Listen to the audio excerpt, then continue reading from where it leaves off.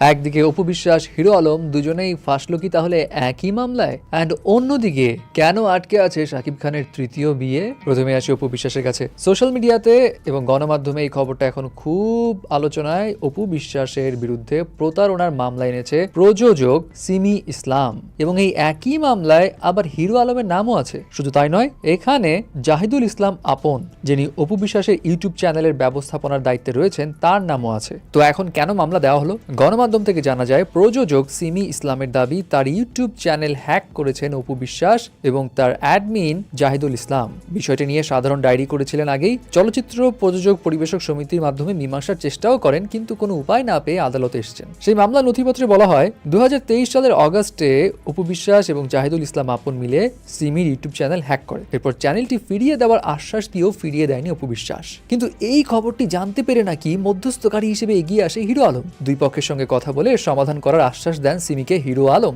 এরপর চ্যানেলটি ফিরিয়ে দেওয়ার জন্য 10 লাখ টাকা চাওয়া হয় সিমির কাছে এবং জানানো হয় অপু বিশ্বাসের পক্ষ থেকে এটি চাওয়া হয়েছে। দর কষাকষির পর চ্যানেলটি ফিরে পাওয়ার আশায় সিমি ইসলাম হিরো আলমকে 5 লাখ টাকা দেন। টাকা পেয়ে চ্যানেলটি ফিরিয়ে দেন তারা, কিন্তু সিমি ইসলাম দেখতে পান তার ইউটিউব চ্যানেলে থাকা ভিডিওগুলো নেই। বিষয়টি যখন অপু বিশ্বাস এবং হিরো আলমকে জানান, তখন তারা ভিডিওগুলো ফেরত দেওয়ার নাম করে খালি টাইম স্পেন্ড করতে থাকে, মানে টাইম পাস করতে থাকে আর কি। যাই হোক, এই বিষয়গুলো নিয়ে চলচ্চিত্র প্রযোজক সমিতির সাথে কথা বলেও শুরু হওয়া করতে না পেরে তিনি এখন আদালতে মামলা করতে বাধ্য হয়েছেন। এখন এই তো ছিল মামলার কথা এবং সিমি ইসলামের কথা, কিন্তু অপু বিশ্বাস এটা নিয়ে অবশ্য রিয়্যাক্টও করেছেন। তিনি জানান, আর পারি না এই মহিলাকে নিয়ে, ওনার তো সবকিছু দিয়ে দেওয়া হয়েছে, আবার মামলা কিসের? আমি এ বিষয়ে কিছুই জানি না, এসব তো ফাজলামো। গণমাধ্যমে তিনি আরো বলেন, এখানে হিরো আলম এলো কোথা থেকে? এটা সিমি ভালো বলতে পারেন, আমি তাকে ঠিকঠাক মতো চিনিও না। মানে হিরো আলমের কথা বলছে আর কি। তিনি আরো বলেন, সিমি টাকা কোথায় দিয়েছে, কেন দিয়েছে আমি কিছুই জানি না, এখন এসব মন গড়া কথা বলছে কেন আমি জানি না। অপুর কথা হচ্ছে, অফিসিয়াল ইউটিউব চ্যানেল নিয়ন্ত্রণ করেন তার অ্যাডমিন, নামটা শুধুমাত্র তার আছে, মালিকানাও তার, কিন্তু তিনি তো এইসব ম্যানেজ করেন না। এবং অপু জানান,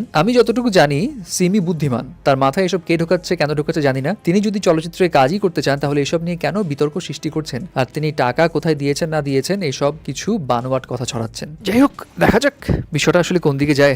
এমনও হতে পারে ভাইরাল হওয়ার জন্য অনেকে অনেক কিছু করতে পারে। এদিকে শাকিব খান অপু বিশ্বাসকেও বিয়ে করেছিলেন, বুবলিকেও বিয়ে করেছিলেন, বাট দুটো সংসারই স্থায়ী হয়নি। কিন্তু তারপরেও শাকিব খান কিন্তু তৃতীয় বিয়ে করবেন এবং বেশ কয়েকবার ইন্টারভিউতেও বলেছেন তৃতীয় বিয়ে যে তিনি করবেন এটা তার পরিবার চায়, কারণ তার পরিবার চায় না যে তিনি একা একা থাকুক। সো শাকিব খান কিন্তু তার তৃতীয় বিয়ের সম্ভাবনাটা জিইয়ে রেখেছেন। কিন্তু তৃতীয় বিয়ে তাহলে এখনো হচ্ছে না কেন? জাগো নিউজের একটা রিপোর্ট থেকে জানা যায়, শাকিবের পরিবার থেকে নাকি পাত্রী দেখা চলছে, এরই মধ্যে কয়েকজন মেয়েকেও নাকি দেখা হয়েছে। তবে সবকিছু মিলিয়ে ওই ব্যাটে বলে হচ্ছে না, তাই আটকে আছে বিয়ে। এবং শাকিব খানের এখন তাড়াহুড়ো নাই, তাই আস্তে ধীরে তারা মেয়ে দেখছে এবং পাত্রী ব্যাটে বলে মিলে গেলেই শাকিব খান বিয়ে করে ফেলবে। সো দেখা যাক এবছর নাকি পরের বছর কবে আমরা শাকিব খানের তৃতীয় বিয়ের খবরটা পাই।